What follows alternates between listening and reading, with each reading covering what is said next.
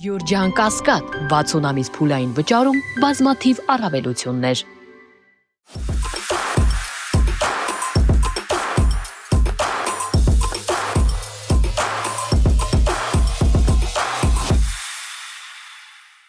Բարի երեկո, Մեդիա Հաբի եթերում Մետանոյան է եւ այսօր տաղավարում հյուրընկալել եմ իրավապաշտպան Վարազդատ Հարությունյանին, բարև ձեզ պարոն Հարությունյան, շնորհակալ եմ հրավերս ընդունելու համար։ Ես էլ եմ շնորհակալ հրավերի համար։ Պարոն Հարությունյան, այսօրվա այս մեր խայտառակ իրավական, կներեք այսպես կոչեմ բեսպրեդելի արկայության պարագայում, ես կարծում եմ, որ մեր փաստաբանական համայնքի ներկայացուցիչների աշխատանքը իսկապես գերծանրաբեռնված է, գերլարված է եւ այդ ապացուցողականության մասով իսկապես կարելի ասել, որ դուք ամբողջ օրը զբաղված եք այն օրենքները, որ մեր օրենսգրքերով ֆիքսված, ընդունված է, անընդհատ ասել, որ սա խախտվում է, սա խնդրեմ է, սա ուղղակի անհնարին է, որ այս իրավիճակում ենք հայտնվել, բայց բոլորը գիտեն, որ փաստաբանները այսօր շատ ծանր աշխատանք են կատարում, այն փաստաբանների մասին է խոսքը, որոնք անմիջապես քաղաքական հետապնդումներ քաղաքական հետապնդման հոդվածների ներքո հայտնվել են կալանավայրերում կամ տնային կալանքներում եւ այլն։ Ինչպես է գնահատում այսօրվա իրականության մեջ ձեր կատարած աշխատանքի բարդությունը։ Ինչ է տեղի ունենում եւ ինչպես է կարողանում առհասարակ պաշտպանել ձեր պաշտպանյալների իրավունքները։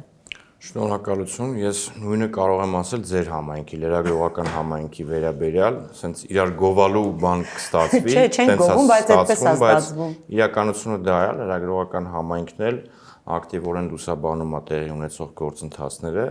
ընդ որում նաև փաստաբանական համայնքը մեծամասամբ դեպքերում հիմնվում է լրագրողական աշխատանքի արդյունքում ձեռք բերված նյութերի վրա։ Դրա օրինակները շատ են, ամենօրյա են, երբ տեսնում ենք օրինակ որևէ հավաքի ժամանակ իշխանական ներկայացուցիչը հայախառն այդ արտահայտությունները թույլ տալիս, մագլցում է եկեղեցու պատերի ու կաթողիկոսների շիրմաքարների վրա, մենք երբ այդ նյութի վերաբերյալ իրավական դիրքորոշում ենք ներկայացնում, բնականաբար հիմնվում ենք այն լուսաբանման վրա, որը լրագրողական համայնքն է կատարում։ Փաստերը, որը արձանագրում են ԶԼՄ-ները։ Եվ նաև այո, մեր կողմից բարձրաձայնվող իրավական հարցերը շատ դեպքերում լրագրողները, որոնք արդեն բավականին իրավական գիտելիքներով զինված են հաշվի առնելով մեր օրյա իրականությունը, լրագրողական համայնքը մեր բարձրացած իրավական հարցերը հնարավորություն է ունենում կոնկրետ հասցեատերերին, ուրեմն բարձրացնելու հասցեատերերի առաջ։ Այս առումով մեր եւ ձեր համայնքների այսպես համագործակցային աշխատանքը բավականին դրական է, ինչը բնականաբար չի կարելի ասել քաղաքական ուրեմն ուժերի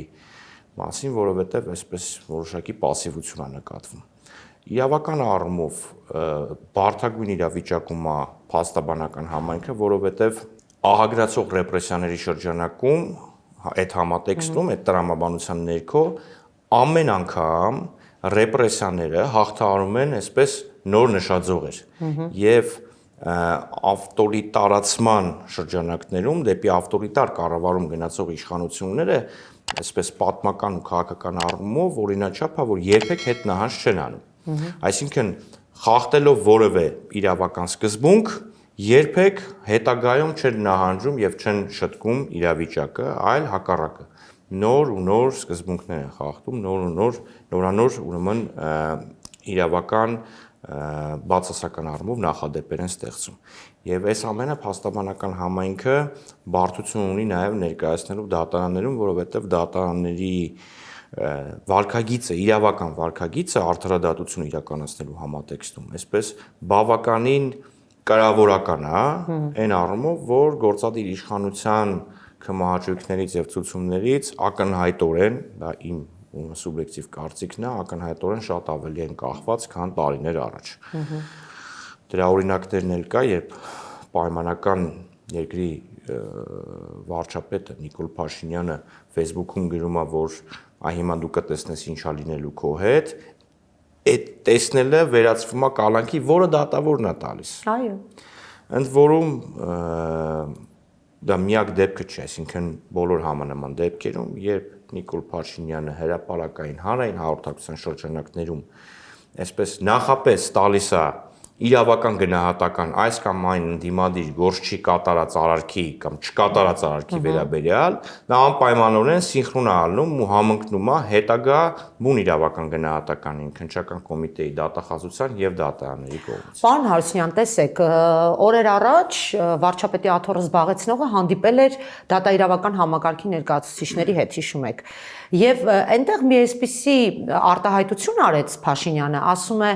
«Այ տեսեք, մենք դատավորների աշխատավարձը բարձրացրեցինք, որպեսզի մենք ռիսկերից խուսափենք, կոռուպցիայից խուսափենք, բայց միևնույնն է, աշխատավարձը բարձրացրել ենք, էլի իդեալականին չի մոտեցել իրենց աշխատանքը եւ այլն»։ Ես այստեղ գիտեք ինչ նկատեցի եւ կուզեի նաեւ ձեր կարծիքը լսել։ Արդյոք նա հող չի ստեղծում որոշակի վաղվա համար, որ ասի բայց ես որևէ մեկին բան չեմ ասել, ինչ եմ արել։ Դատավորների աշխատավարձները պետությունը բարձրացրել է, որ իրենք ավելի ճշգրիտ վճիռներ կայացնեն, որոշումներ կայացնեն, բայց դե հիմա չեն կարողանում անել, ես ինչ կապ ունեմ տեղ, ինչ անում են իրենք են անում, գործը ձգձգվում է իրենք են անում, սխալ մարդ են բռնում իրենք են անում, ինքը դա է օգտագործելու վաղմյուսօրը եւ դա պատահական չէ, ինչ եք կարծում այս մասով։ Վաղմյուսօրը ասվածը, եթե պայմանական իշխանությունների փոփոխությունից հետո է տեղի ունենալու, ես վստահ եմ, որ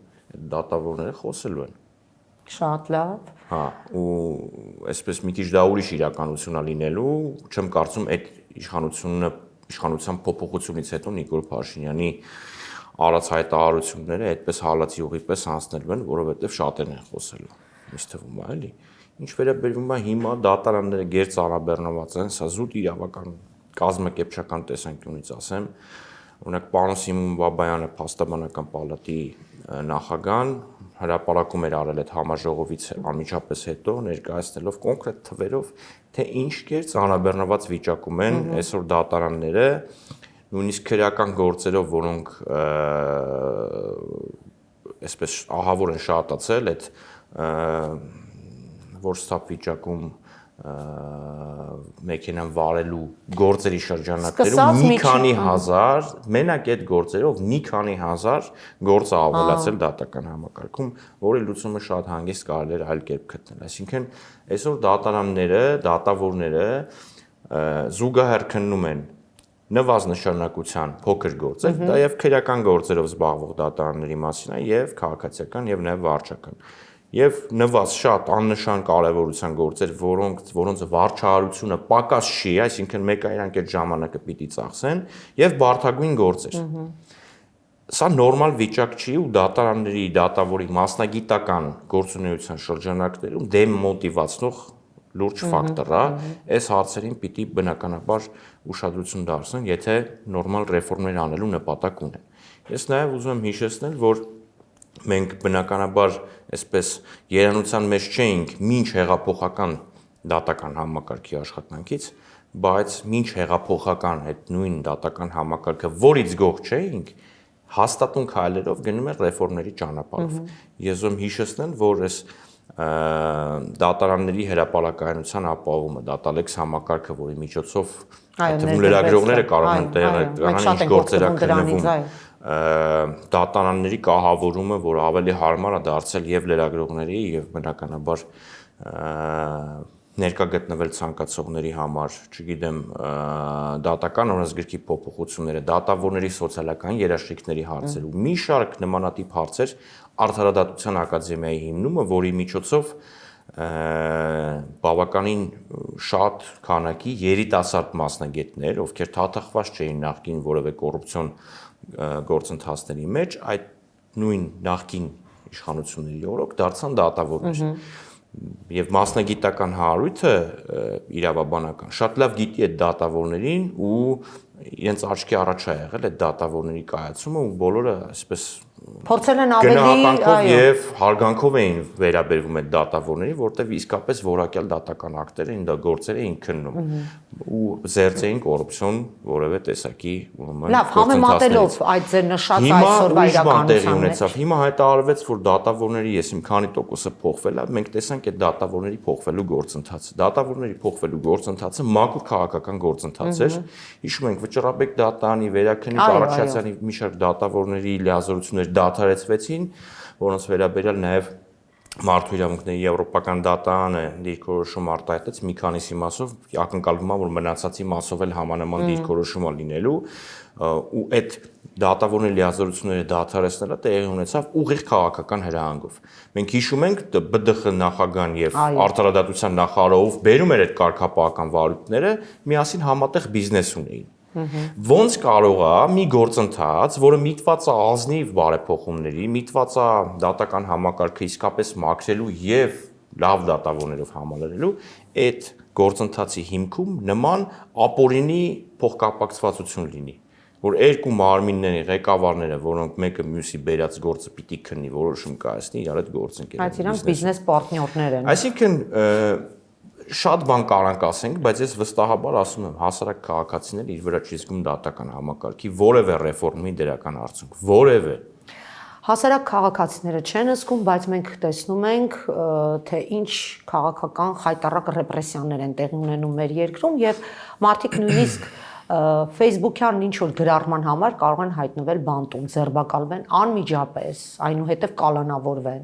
Մենք տեսնում ենք նույն Նարեկ Սամսոնյանի եւ Վազգեն Սահաթելյանի գործը, որը աբսուրդների աբսուրդն է։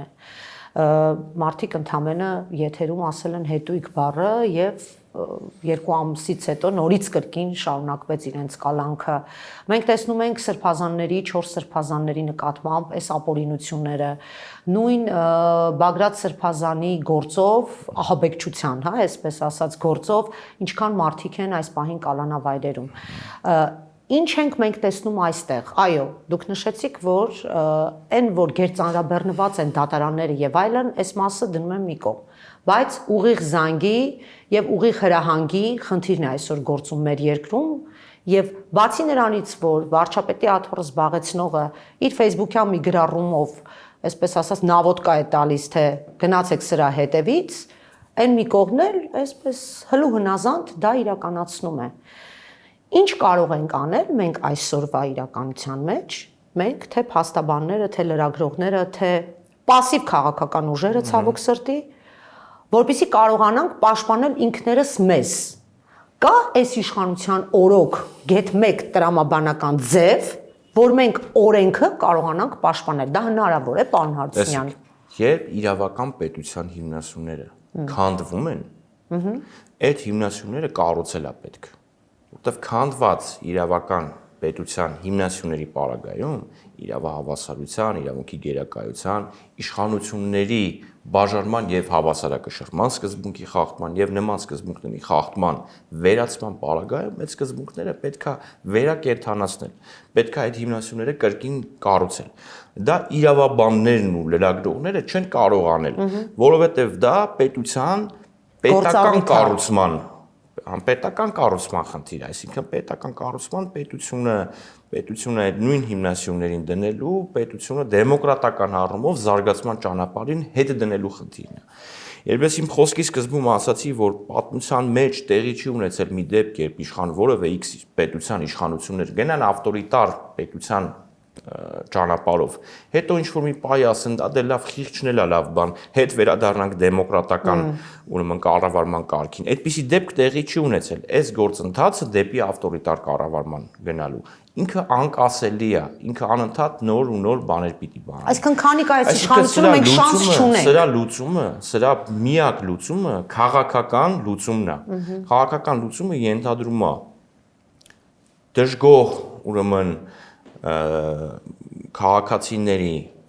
քվեների կամ չգիտեմ ակտիվ քաղաքական մասնակցության արդյունքում փոխել քաղաքական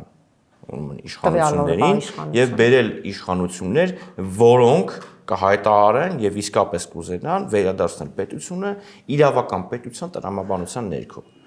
Պարոն Հարությունյան, նախկին իշխանությունների օրոք երբ մեր երկրում հայտնվում էին քաղբանտարկյալներ, այնպես չէր, որ այն ժամանակ չկային, բայց դե այսպիսի իրավիճակ չէր, էլի բոլորս կային, իհարկե կային։ Ապրել ենք, տեսել ենք, կային, այո, կային։ Այդ ժամանակ այդ քաղբանտարկյալները այնքան պաշտպանված էին միջազգային համայնքի կողմից, միջազգային հանրույթի կողմից, որ իրենք գիտեին, որ անկախ ամենից, եթե իրենց նկատմամբ նույն այդ բանտերում որևէ ապօրինություն լիներ, այդ աղմուկը միջազգային մակարդակով հասնելու էր տեղ եւ այնտեղից անպայման լինելու էր արձագանք, խմբերով վեր էին կենալու գային Հայաստան եւ Մասնակցելու էին դատական նիստերին։ Այո, ես հիշում եմ, որ Սվիտալսկին մասնակցում էր տարբեր դատական նիստերի, այո, ընդཐུպ միջև ճնշումներ իշխանությունների նկատմամբ եւ այլն եւ այլն։ Հիմա այս խայտառակության մեջ դուք անմիջապես կիզակետում եք, այդ ամեն ինչին ներսում եք, տեսնում եք ինչ է կատարվում։ Որևէ եվրոպական միջազգային համայնքներից արձագանք եղել է, ասենք օրինակ ձեզ որպես իրավապաշտպան հարցրել են որևէ գործի հետ կապված, ինչ ապօրինություն կա, որ դուք այդքան բարձրաձայնում եք դրա մասին։ Ես ասեմ, այս հարցը մի քանի ասպեկտ ունի։ Նախ եկեք արձանագրենք, որ այս տարիների ընթացքում տարբեր միջազգային կազմակերպություններ, այդ թվում եվրոպական կառույցներ, նույն եվրոպական խորհրդի մակարդակով իրենց տարեկան զեկույցներում եւ տարբեր բանաձևերում անդրադարձել են Հայաստանի Հանրապետությունում խոսքի ազատության, հավաքների ազատության, անձնական անձեռնմխելիության, քաղաքական եւ քաղաքացիական մնացած իրավունքների խախտման աղաղակող դեպքեր։ Դա տեղի է ունեցել եւ Նարեկ Սամսոնյանի եւ Վազգեն Սաղաթելյանի նախորդ քրեական գործով, որը համանման մեղադրանքեր առաջադրվել եւ Չալաբյանի եւ մյուսների։ Այդ թվում եղել է նաև Ամերիկայի Միացյալ Նահանգների պետդեպարտամենտի տարեկան զեկույցների տեսքով, որոնք էլի անդրադարձել են, ու այդ տարեկան զեկույցները հիմնականում հենց այս սեզոնին, այսինքն տարեսկզբին են լինում, գարնան ամիսներին են լինում, եւ հիմա ես վստահ եմ, որ հերթով այս զեկույցները դուրս են գալու ու այս հարցերին անդրադարձա լինելու, այդ թվում նաև եկեղեցու մասով։ Բայց շատ կարևոր է արձանագրել, որ այդ թվում եվրոպական եւ հատկապես եվրոպական ուրեմն կառույցների կողմից այսպես շկալաներ կա ներգրավվածության տարբեր երկրներում, ԵԽ-անդամ երկրներում մարդու իրավունքների իրավիճակի նկատմամբ ուրեմն արձագանքի այսպես մանր կա, սանդղակներ կա։ Մենք կարելի է ասել, այն ամենաներկևի սանդղակի մեջ են, երբ այդ զեկույցներից անդին, այսինքն զեկույցներից բացի կամ որևէ բանաձևից բացի, որևէ այլ ակտիվ միջոցառում տեղի չի ունենում։ Այդ նախորդ ժամանակաշրջանում, որի մասին դուք խոսում եք, եւ ուրեմն իրավական գնահատականներ էին լինում զեկույցների, բանաձևերի տեսքով, հայտարարությունների տեսքով, եւ նաեւ միացվում էր, այսպես ասած, ակտիվ մոնիտորինգի մեխանիզմ, որը պարբերական ռեժիմով հարցումներ էր ուղարկում Հայաստանի կառավարությանը այս կամ այն բանաձևում տեղ գտած խախտման վերացման գործընթացի Այսինքն իրենք շատ հետևողական էին այն ժամանակ, հետևից գալիս էին, քննում էին, ուսումնասիրում էին, հետևողական մոնիտորինգի եւ կոնտրոլի խնդիր կա, որը տեղի չի ունենում, եւ ես սա չեմ կարող բացատրել այլ կերպ, քան այդ նույն եվրոպական կառույցների կողմից Հայաստանի Հանրապետության ներկայ իշխանությունների կողմից վարվող արտաքին քաղաքականության նկատմամբ լոյալ վերաբերմունքով։ Իրենք դա բացատրում են այսպես հանրային հաղորդակցության մեջ, եվրոպական տարբեր կառույցների ներկայացուցիչները բացատրում են, որ հետպատերազմական երկրում գտնվող ուրեմն իշխանությունները մենք չենք ուզում վնասենք երկրի կայունացման գործընթացներին եւ այլն եւ այլն։ Ռեպրեսիան նորմալ է, դրանք դիվանագիտական լեզվով նշանակում է, որ այն կուրսը, որը այս իշխանությունները ընտրել են արտաքին քաղաքականության շրջանակներում, համընկնում է եվրոպական քաղաքականության նպատակադրումների հետ եւ իրենք չեն ուզում վնասեն այն հարաբերությունները, որոնք ստեղծել են մեր իշխանությունների հետ։ Ուստի բնականաբար այո, այդ զեկույցներից ու բանաձևերից այլ կողմ չի ասնում եվրոպական կառույցների ներգրավվածությունը մարդու իրավունքների Այսինքն ընտրովի ժողովրդավարության մասին ենք մենք խոսում, ճակերտավոր, դա ընտրովի ժողովրդավարական մարդու իրավունքների նկատմամբ եվրոպական կառույցների, եվրոպական արժեհամակարգում, արժեհամակարգի հիմքում ընկած փաստաթղթերի կատարման նկատմամբ ընտրովի մոտեցումը։ Որովհետև մենք դա շատ հեշտ կարող ենք համեմատել, շատ հեռու չընկնելով Հայաստանի եւ Վրաստանի նկատմամբ վերաբերմունքի համատեքստում։ Շատ հեռու։ Հիմա տեսեք, Եվրամիությունը $15 միլիոն է հատկացնում Հայաստանին, ասում է հիբրիդային պատերազմի դեմ պայքար մղելու համար։ Մենք շատ լավ հասկանում ենք ինչի մասին է խոսքը, կրկին ռուսական հետք փնտրելու եւ ռուսական ագենտներին բռնելու եւ ճնշելու այսպես օրակարգ կա, իբրև թե եթե ինչ որ մեկը իրենց կմահաճույքով չէ, անմիջապես այսպես կլիշեներ են դնում, ասում են ռուսական, չգիտեմ ինչ, ես եվրոպական կառույցներն են, ասում են շատ լավ, եթե ռուսական են, մենք լուր ենք մնում, ինչ ուզում եք արեք, այսինքն բոլորին հնարավոր է այդ կլիշեներով հետապնդել, ձերբակալել, բանտարկել, լավ, ինքնիշխանությունից խոսող պետությունը ինչպես կարող է ռուսական հետքի նկատմամբ մտածել, որ սա իր ինքնիշխանությունը խաթարում է, բայց Եվրամիությունից 15 միլիոն վերցնելը եւ դառնալ գործիքը, այստեղ մենք որևէ խնդիր չունենք, ամեն ինչ իդեալական է, այսպես լինում է, իրավական պետությունը այդպես կառուցվում է, պարոն Հարությունյան։ Իրավական պետության խնդիր չի սա երկրի, ինչպես ճիշտ նշեցիք, ինքնիշխանության խնդիր է, ինքնիշխան իրավական, բայց երկրի պետության ինքնիշխանության ուրեմն հատկանիշի պահպանման տեսանկյունից մենք ավելի ցայտուն եւ պրոբլեմատիկ օրինակ ունենք, քան Եվրամիության հետ հարաբերություններն են, դա մեր երկու հարևանների հետ հարաբերություններն են, արևելյան եւ արևմտյան, որտեղից եկող տարբեր մեսիջներ շատ արագ կյանքի են կոչվում Հայաստանի Հանրապետությունում եւ ես պատահական համընկնում չեմ համարում արևելյան հարևանի այդ հոգևոր առաջնորդի հայտարարություններից հետո հայ առաքելական եկեղեցու եւ նրա գլուխ հանդիսացող գահակալ վեհապար հայրապետի նկատմամբ տեղի ունեցող գործընթացների այս համընկնումը դա պատահական չի, որովհետեւ մենք հիշում ենք, որ վեհապար հայրապետը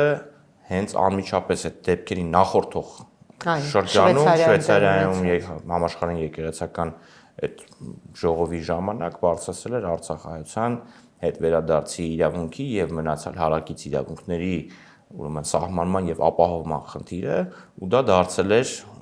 Փաշազադեի ուրեմն դժգոհության պատճառը եւ այդ գործընթացին անմիջապես հաջորդեց այն process-ը, որը ամիսներ շարունակ չի դադարում, որում էլի իրավական որևէ բաղադրիչ չկա։ Ես ուզում եմ անպայման անդրադառնանք հենց այս թեմային, պարոն Հարությունյան, տեսեք, Սահմանադրությունը ամրագրում է, սրա մասին այնքան ենք ասել, բայց այն որ ասում է, ինչ էլ ասենք, ոնց էլ անենք, իրենք իրենց գործը շարունակում են։ Սահմանադրությունը ամրագրում է, որ եկեղեցին զատ է պետությունից, սա առանձին գործառույթ է, առանձին ինստիտուտ է։ Սկզբնական շրջանում վարչապետ Փաշինյանը ասում էր, որ ես որպես վարչապետ չեմ այս գործընթացում ներգրավված, ես ընդամենը իբրև թե հայ առաքելական եկեղեցու շարքային հետևորդ եմ անդրադառնում սրան։ Վերջին շրջանում մենք իհարկե տեսանք, որ 10 տիրադավների ցանկում նա անմիջապես հենց ներկայացել էր ՀՀ վարչապետ, չէր գրել ՀՀ քաղաքացի։ Այսինքն այս գործառույթը, որը ակնհայտ էր բոլորիս, որ սա ուժի կիրառում է, ճնշում է, իշխանության ճնշում է, բայց այլևս չեն էլ ամաչում, չեն էլ ընկրկում, հենց այդպես էլ ներկայանում են։ Հիմա լինելով իրավաբան, ես խնդրում եմ նորից ամրագրենք, այսպիսի բան հնարավոր է, սա սահմանադրական կարգի տապալման փորձ չէ, երբ այդ ամրագրված դրույթը կարելի է ասել այսպես հատուկ, ընդգծված, հետևողական տապալվում է եւ խախտվում է։ Նրանք մտել են եկեղեցու ներքին գործերի մեջ։ Սահմանադրական կարգի տապալման հանցակազմի, որը բարտագույն հանցակազմ է եւ դրա արկայության կամ բացակայության մասին մակերեսային դատողություններ անել ես չեմ ուզենա։ Դրա փոխարեն ես կառաջարկեի ուշադրություն դարձնել քրեական օրենսգրքի 209-րդ հոդվածով սահմանված հանցակազմի կրոնական կազմակերպությունների գործունեությանը եւ խղճի ազատության իրավունքի իրագործմանը խոչընդոտելու հանցակազմի ամենօրյա խախտման դեպքերին։ Այդ հանցակազմը ինչա ասում է, հանցակազմն ասում է, որ որևէ մեկը իրավունք չունի միջամտելու որևէ կրոնական կազմակերպության գործունեությանը իրենց կողմից իրականացվող ծիսակատարություններին եւ մնացած գործողություններին։ Սա վերաբերում է բոլոր կրոնական կազմակերպություններին։ Նույն հոդվածի երկրորդ մասը ավելի ծանր քրեական պատասխանատվություն պատիժա նախատեսում այն անձանց նկատմամբ, ովքեր օգտվում են իրենց իշխանական լիազորություններից խոչընդոտումը իրականացնելու ժամանակ, հա։ Այսինքն այս պարագայում երկրորդ մասն է վերաբերելի Նիկոլ Փաշինյանի եւ մնացած իշխանականներին, ովքեր ոչ միայն պետական, այլ նաև տեղական ինքնակառավարման մարմինների համատեքստում խոչընդոտում են հայ առաքելական եկեղեցու գործունեությանը։ Տեսեք, լինել հայ առաքելական եկեղեցու հետևորդ, համակիր, չգիտեմ, կիսել կրոնական ուրեմն համոզմունքները եւ այլն, որևէ նման բան թույլ չի տալիս եւ իրավունք չի վերապահում որևէ մեկին խառնվելու առանձին իրավաբանական անձի կարգավիճակ ունեցող, կրոնական կազմակերպություն հանդիսացող հայ առաքելական եկեղեցու ներքին իրավական գործերին, որի ամենացայտուն օրինակը այդ մասացիոտնյաց թեմի առաջնորդին պաշտոնից ազատելու եւ նոր առաջնորդ նշանակելու դեպքն էր, որին անմիջապես հաջորդեց նույն Նիկոլ Փաշինյանի հայտարարությունը, որ իրենք չեն ընդունում կաթողիկոսի կողմից կատարված այդ պաշտոնակությունը եւ պաշտոնի նշանակումը։ Հայ առաքելական եկեղեցու կանոնադրությունը գրանցված է Արդարադատության նախարարության իրավաբանական անձանց պետական գրանցման գործակալությունում, դեռևս տարիներ, տասնյակ տարիներ առաջ ստացել է պետական գրանցում եւ այդ կանոնադրության 61-րդ կետում հստակ ասում է, որ հայ կաթողիկոսը նշանակում եւ ազատում է թեմակալ առաջնորդներին։ Հիմա ինչ են ասում։ Ասում են, քանի որ մենք չենք ընդունում, որ դա կաթողիկոս է, նա դուք նայեք էլի։ Իրենք չեն կարող դա չընդունել։ Ուրեմն իր որոշումներն ու նշանակումներն էլ մեզ համար անընդունել է։ Հո ասելով չի սա։ Ուրեմն ես ուզում եմ ձեր եւ հերոստատիտողի համար ասել։ Այդ դիրքորոշումը չունի որևէ իրավական հիմք եւ իրավաբանական որևէ նշանակություն։ Որևէ կերպ հնարավոր չի այդ դիրքորոշումների հիման վրա կասկածի տակ դնել այդ պաշտոնից ազատումը եւ նոր հոգեվորականի նշանակումը։ Այս առումով ես ուզում եմ, որ բոլորը հասկանան, նաեւ հայ առաքելական եկեղեցու հետևորդները, ովքեր անհանգստացած են այս վիճակից, էլի, եւ միգուցե նաեւ իշխանական ռոպագանդայի շրջանակներում շատերը փորձեն տենց ընկրկել կամ կասկածներով լցվել, թե արդյոք վարչապետը, չէ՞, դե վարչապետը կարող է, թե չէ։ Ես վստահեցնում եմ, որ ոչ սահմանադրությամբ, ոչ խղճի ազատության եւ կրոնական կազմակերպությունների մասին օրենքով, ոչ հայ առաքելական եկեղեցու պետական գրանցում ստացած կանոնադրությամբ որևէ մեկը իրավունք չունի խառնվելու այն լիազորություններին, որոնք վերապահված են կամ կաթողիկոսին, կամ գերագույն հոգևոր ժողովին, կամ եպիսկոպոսած ժողովին, որոնց լիազորությունները հստակ ամրագրված են այդ կանոնադրությամբ։ Պարոն Հարությունյան, ես վստահ եմ, որ իրենք շատ լավ գիտեն Նիկոլն իր իշխանությունով, թե իրենք ինչ են անում, բայց այստեղ ամբողջ խնդիրը հենց ռեպրեսիայի եւ ճնշման մեխանիզմն է, որ գործում է։ Ինքը շատ լավ գիտի, որ ինքը օրենքները խախտում է, ինքը շատ լավ գիտի, որ ինքը սահմանադրությունը տապալում է, այնպես չի, որ իրավաբանները եւ ամբողջ լրագրողական համայնքը բարձրաձայնում է, նաեւ քաղաքական շրջանակը շատ լավ գիտի, բայց ինքն անում է այն, ինչ ինքը ուզում է, եւ այստեղ ամենամեծ խնդիրն այն է, որ իր ձեռքը բռնող չկա։ Մենք որքան էլ որ բարձրաձայնենք, իր ձեռքը բռնող չկա, երբ որ 1, 2, 3, 4 ինքը տեսավ, որ ձեռքը բռնող չկա, ինքն արդեն ասեց ինչ ուզեմ կանեմ։ Սա իրավական, նորից եմ ասում, բեսպրեդել է մեր երկրում տեղի ունենում։ Շատ լավ։ Հիմա տեսեք, ես երեք դիտում էի Մարդու իրավունքների պաշտպանը հարցազրույց էր տալիս 24 նյուզում, եւ այդ հարցազրույցը ունկնդրելիս ես բռնեցի այն միտքը, որ ըստ էության իշխանական ամբողջ ռոպագանդան ինչա ասում է, բա լավ է, որ եկեղեցին է խառնվում պետության գործերին, եւ շատերը այս մանիպուլատիվ դիրքորոշումը այսպես ընդունում են կամ ընկալում են կամ չեն խորանում այս դիրքորոշման իրավացիության կամ ոչ իրավացիության մեջ։ Տեսեք, խղճի ազատության եւ կրոնական կազմակերպությունների մասին օրենքով, որը սահմանադրական օրենք է, ընդունվել է սահմանադրության հիման վրա։ Այդ օրենքով հստակ ամնագրված է, որ որևէ ցանկացած կրոնական կազմակերպության ցանկացած ներկայացուցիչ իրավունք ունի այլ քաղաքացիներին համահավասար կարգով զբաղվելու քաղաքականությամբ, այսինքն ընտրելու կամ ընտրվելու, ինչպես նաև մասնակցելու քաղաքական իրավունքների շրջանակներում մտնող, օրինակ խաղաղ հավաքների Այո, նրանք ՀՀ քաղաքացի են այդ մարդիկ։ Կամ իրացնելու իր խոսքի ազատության իրավունքը արտահայտելով պետության կյանքին վերաբերվող այս կամ այն հարցի վերաբերյալ քաղաքական կամ քաղաքացիական դիրքորոշում։ Հիմա մարդու իրավունքների պաշտպանն ասում է, դե երկուստեք պիտի չմիջամտեն միմյանց ներքին գործերին։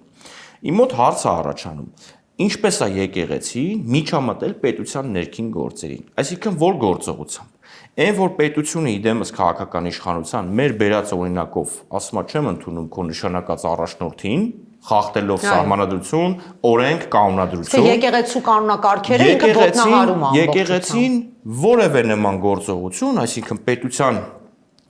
գործերին միջամտելու, օրինակ եկեղեցին երբեք չի հայտարարել, որ ես չեմ ընդունում ուրեմն առողջապահության կամ սոցիալական հարցերի նախարարի կողմից ընդունված այսինչ հրաման է, որովհետև դա խախտում է այսինչ սկզբունքը։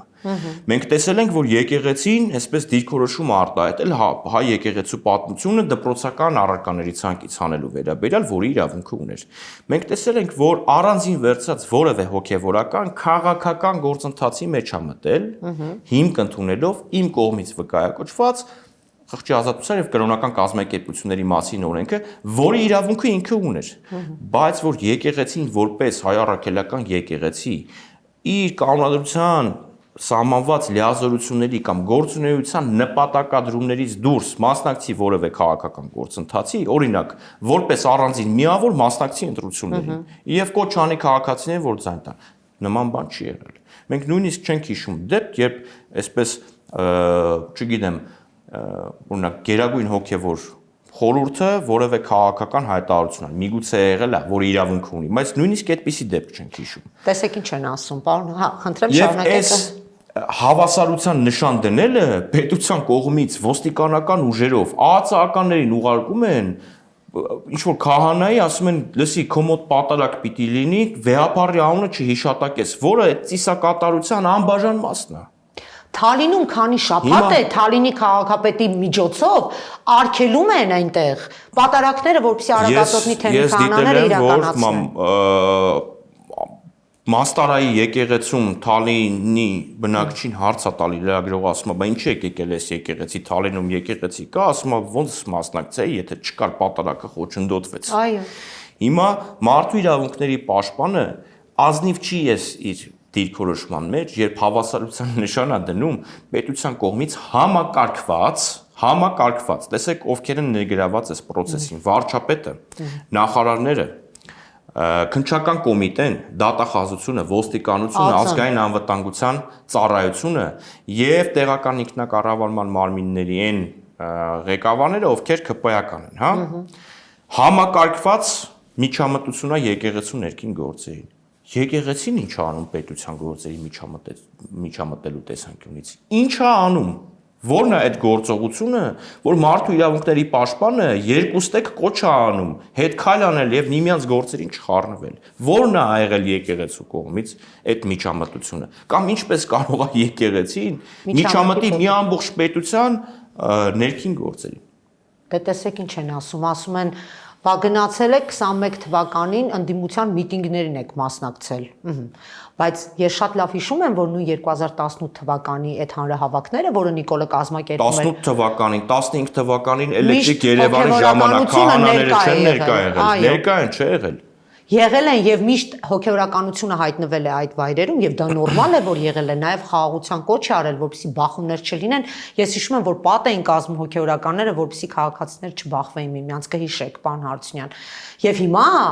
այս դրվագները Ես հիշում եմ, որ 2008 թվականին, երբ մարտի 1-ի հետ իրադարձություններն էր տեղի ունենում, վեհապար հայրապետը նույնիսկ գնացել էր, որ առաջին նախագահային տեսակցի, որպեսզի ինչ որ կերպ հարթեն պետության հետ, այսինքն հայ առաքելական եկեղեցին ի թիվս իր այլ առաքելությունների հասարակական կյանքի պատշաճ կազմակերպման կարևոր մասնակիցն է եւ ակտիվ մասնակիցն է։ Հայ առաքելական եկեղեցին նման ճգնաժամային իրավիճակների, նման վտանգավոր իրավիճակների ժամանակ խաղաղեցնողի, հանդարտեցնողի, չգիտեմ, քրիստոնեական արժեքաբանություն հետ բերելու այս առաքելությունն է անում։ Եվ այսպես հայ առաքելական եկեղեցուն դարձնել պառակտման, խարդավանքների, այսպես ինչ ասեմ, էլի, Սուրբ Ծնունդի օրով, որպես հայ առաքելական եկեղեցու, ուրեմն հավատացյալ հետևորդներ։ Հələ մեր վիճակը հիշեք էլի այդ օրը։ Խայտառակություն։ Սուրբ ծննդյան օրով մենք նայում ենք, թե ինչ որ միտինգ են անում, վիրավորում են այս կամ այն հոգևորականին։ Ծափ են տալիս, գոռում են վարչապետ։ Սա շատ վտանգավոր գործընթաց է եւ այս գործընթացը կանգնեցնելա պետք։ Ես չգիտեմ ոնց է այս գործընթացը կանգնեցվելու, բայց այս գործընթացը կանգնեցնելա պետք, որովհետեւ էլի վերադառնամ իմ նախորդ ասացին։ Հետ նահանջ ինքնուրույն կերպով իշխանությունները չեն անելու, որովհետեւ դա օրինաչափ չի, դա տրամաբանական չի քաղաքական առումով։ Եվ էլի, չգիտեմ, կոչ եմ անում, որպեսզի նաև քաղաքական ուժերը այս հարցերին ուշադրություն դարձնեն, որտեղ դա մեր իրավաբաններից կամ ձեր լրագրողների անելիքը չի։ Պարոն Հարությունյան, շնորհակալ եմ այսօր հրավերս ընդունելու համար, այսպես համապարփակ բոլոր ուղղություններով անդրադարձ ունենալու համար, բայց վերջում մեկ հարց ձեր պաշտպանյալներից եմ ուզում հարցնեմ։ Քաղաքական հետապնդյալների այս ցավով եմ ասում, այս մի մեծ բանակի իրավական հարցերով զբաղվում եք նաև դուք եւ նաև 5 իրավապաշտպանների աշխատանքը, որում նաև դուք եք ընդգրկված, շատ ողջունելի է։ Ես պատկերացնում թե ինչ գերծանրաբեռնված օրակարգով եք դուք աշխատում, ինչպես են իրենց զգում, ինչ են անում եւ կարողանում եք արդյոք հասցնել բոլորին տեսակցել։ Հնարավորության դեպքում այո, տեսակցում եմ, բոլորն էլ զգում են այնպես, ինչպես մենք էլ ենք։ Մենք պայմանական ազատության մեջ զգում, չգիտեմ, ասինքն պայմանները, պայմանները որոշակիորեն բավարար են, մեկի մոտ մի քիչ լավ, մեկի մոտ մի քիչ, բայց այս մարդկանց տեսանկյունից, ովքեր իրենց քաղաքական հայացքների համար են բանտարկվել, իրենց տեսանկյունից ամենակարևոր բանը, որ պիտի ապահովի, դա իրենց պայքարի, ակնկալիքների իրագործման հնարավորությունն է, որը իրենք պետքա բանտարկված վիճակում տեսնեն, որպեսզի հասկանան, որ իրենց պայքարը այսպես կամ իրենց բանտարկված լինելը իզուր չի եւ առիթը օգտագործելով նաեւ անպայման ուզում եմ հիշատակեմ Նարեկ Սամսոնյանին, որը իմ պաշտպանյալը չի, եւ Վազգեն Սաղաթելյանին մնացածին էլ, բայց Նարեկ Սամսոնյանի այս դեպքը շատ ուրեմն յուրահատուկ այն առումով, որ գիտենք, որ մեկ շաբաթ արդեն հացադուլը հայտարարել, այսպես ուժ եւ կորով ենք մաղթում, Աստված զորավիք լինի, ես բնականաբար շատ վատա, որ ինքը իր առողջությունը այդպիսով վտանգի տակ է դնում, բայց իմ համար ընկալելի է իր այդ քայլը, այն առումով, որ իսկապես էլի, ով դիտել է դատական նիստը, հասկացել է, որ իսկապես այդ ոչ մի բանի համար է այս ամեն ինչը, էլի, ոչ մի բանի համար ինքը անձնական վրեժխնդրության, անձնական պատժի միջոց է, որ կիրառվում է բոլորի նկատմամբ, նաև տղաների նկատմամբ, ես հիշում եմ Նոր տարվա նախաշեմին էլ Խաչիկ Գալստյանը, Հայրենի կուսակցության իր նկատմամբ էլ ընտրվեց կալանքը որպես խափանման միջոց, դուք եք հենց չնայած այն հանգամանքին, որ ներկայացվել են բոլոր անհրաժեշտ բարձաբանումները տեղի ունեցածը բացատրելու ուղղությամբ ներկայացվել են այլընտրանքային խափանման միջոցների միջնորդություններ, գրավ, տնային կալանք, ցանկացած համակցություն, բայց ոչ միայն ոչ բանտային կալանք, այնուամենայնիվ դատարանը հենց Նոր տարվա նախաշեմին ընտրեց քաղաքական գիտությունների դոկտոր պրոֆեսորի նկատմամբ կալանքը որպես իր պատշաճ վարքագիծը ապահովող պիտանի խափանման միջոց, ինչի հետ բնականաբար համաձայն չենք եւ եթե հիմա անկնենք սկսենք օրինակներ բերել, թե օրինակ իշխանական ներկայացուցիչների նկատմամբ ոնց է ակտիվորեն կիրառվում այլընտրանքային խափանման միջոցները, իսկ դոկտոր պրոֆեսոր Խաչիկ Գալստյանի նկատմամբ ինչի էսպես խիստ կիրառվեց, ըստ եթերը չի վերջանա, այնպես որ դե ընտրովի արդարադատություն, ինչպես կա։ Շնորհակալ եմ, պարոն Հարությունյան, հաջողություն, ուժ ու կորով էլ ձեզ ենք մաղթում, որպեսզի կարողանաք որևէ մեկ սապահովագրված չեն, կարող է վաղը մեր փաստաբանն էլ դուք դառնաք, ասում եք լրագրողներ, բայց լրագրողներին էլ են հետապնդում, կամ մենք լուսաբանենք ձեզ։ Շնորհակալ եմ, ինձ միայն մնում է մաղթել բոլորիդ ամենայն բարիք, եւս մեկ անգամ հիշեցնեմ, որ այսօր տաղավարում հյուրընկալվել էր իրավապաշտպան, փաստաբան Վարազդատ Հարությունյանը, կհանդիպենք, լավ մնացեք։